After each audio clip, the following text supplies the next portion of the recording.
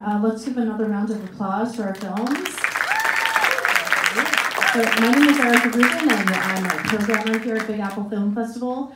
And we're going to start our Q&A. And I directed the web series Scribbles. Okay, thank you. My name is Jamie Efros, and I directed the pilot for On.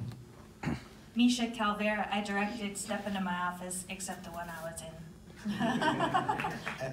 Michael Schulp, and I did the checkup. Okay, great, thank you. So I'm going to open up, and first I want to start with, what was your inspiration for your movie, for your film? Well, I worked on Scribbles with my husband. He was the creator and the writer, as well as the lead actor. And we were both at a point in our artistic career where we were very stuck and having all of this creative energy without an outlet to push it through. Mm-hmm. So through that, the idea of Scribbles was developed of this illustrator who wanted to create but was stuck doing the same thing over and over and over again. So he wrote it, we made it, it was magic. Okay, great, yeah, thank you. All right, and A little bit further forward into the future, I was in a cab one night and I was just flipping my phone in my hand and I wasn't even realizing how dexterous I was at that movement. Yeah. And I looked down and I was, oh, that's scary. I'm not that good at doing anything. So that's something I touch way too much. Yeah. So my phone, that's my phone. Yeah, it kind of just grew out of that and then expanded and expanded and expanded. Okay, great, thank you. Go ahead. Reality. In reverse, obviously. No, I just got sick of hearing so many stories of women in professional situations with appalling sexual harassment or gender-based discrimination. I figured switch it around and see what happens. All right, thank you. That was definitely interesting. So, and you? Well, so I'm gay, and I came of age in the 80s, and AIDS was a death threat. It was just everyone. I know people that died. And then PrEP came out, and I went on it. And the first time I went to my doctor after 3 months, I was shocked by the intimacy of the questions. That was slightly odd, but I'm not that slutty. But it's amazing the questions they asked. And I just thought, anal, receptive. I was just like, oh God, I didn't know this woman. So I thought it was really interesting. It was funny, I gave the script to the cinematographer right there, and he said, well, what's the point? I said, no, I know, there's no antagonist, and there's no protagonist, there's no character arc, but it's 5 minutes, and I think in 20, 30 years from now when this is over, by the way, Trump is trying to eliminate HIV through PrEP by 2030. So people will be on PrEP, but I think that people in the future should know what it was like. Sorry. Yeah, no, thank you. Thanks so much. So I'm going to now go and open up some questions to the audience. So if anyone has any questions for our directors, raise your hand. All right, anyone? We're gonna look around for a second. Am I missing? Last chance. Okay, all right, so I'm going to continue with my questions. So I want to know, what were any challenges that you might have encountered making the film? Because, a lot of times people think, well, it's a short, so how many challenges could there possibly be? And there's a lot. So I want to know if you had any particular challenges that you faced during the filming. Well, this was a first-time film project for my husband and I, and we learned a lot of very important lessons throughout the process. Okay. But we were really good about hiring a really amazing team who were all very collaborative and helped try to figure things out, one step at a time.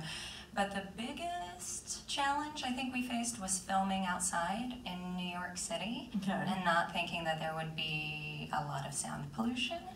There was one point in our filming where there were 3 helicopters just hovering over the park that we were filming at for about half an hour, and we were just not sure if we needed to call it a day or if we needed to push on. So, any challenges that you might have faced? I think that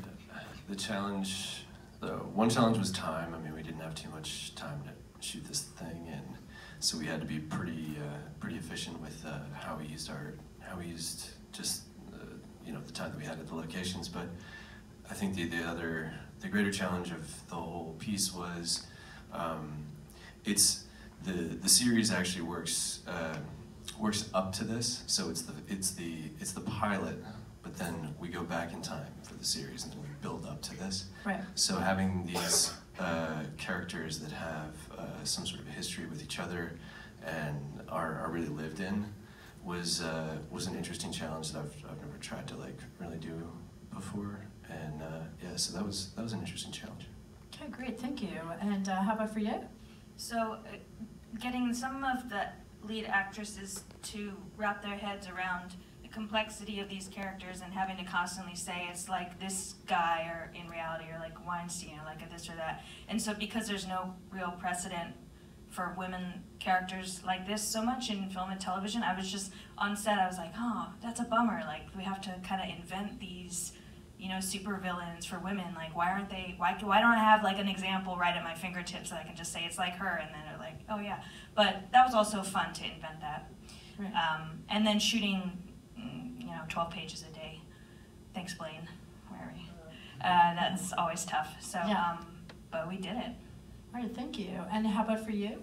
Well, I will say my film was the least technically challenging. I think you can tell, but I work in television, and when I first got into television decades ago, I remember people would say, well, television, the sound is actually much more complicated, much more challenging, and I just want to reiterate that when you look at film, shooting something and making it look good is easier than making it sound good. Yeah. And again, with the sirens and the this and that, and then not just that, like if they move the wrong way and the lav mic, Yeah. it's just, sound is hard. It's always hard. Definitely. All right, thank you. And you know, I'm going to ask you one last question. I'm sure everyone's curious. Any future plans for your film? Any future projects? And where can we see your film again, perhaps? Any upcoming screenings? So we're just in the beginning stages of doing the festival process. Okay, so great. we're waiting to hear back from a lot, so hopefully more will be coming our way. But we plan on releasing our first season, which is 4 episodes, in the next couple of months. You can find us at Scribbles the Series on Instagram and Facebook. Plug. And we are currently developing the 2nd and 3rd season right now. Great. All right, thank you. And how about you guys? Yeah, we're also at the beginning of the festival circuit. We're trying to find some production partners or producing partners, being looked at by a couple of online platforms, and we've got 3 seasons plotted out. So you know, hopefully we'll be able to keep running with it. Nothing online quite yet, though. Okay. All right, thank you. And how about for you?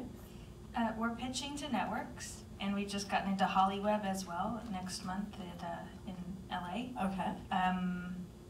Yeah, we're just gonna try and get acquired and bought, and then make more seasons. And if you like the editing, Alex edited it, Roman did the music, Daniel did the production design, and Blaine shot it, and Kimberly produced it.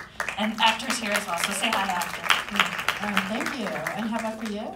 No, I just, well, because I'm also putting it into festivals, you can't put it online until that's over. Right. But I just hope that it saves at least one life. I hope that someone looks at that and thinks, I'll go on prep and maybe save a life.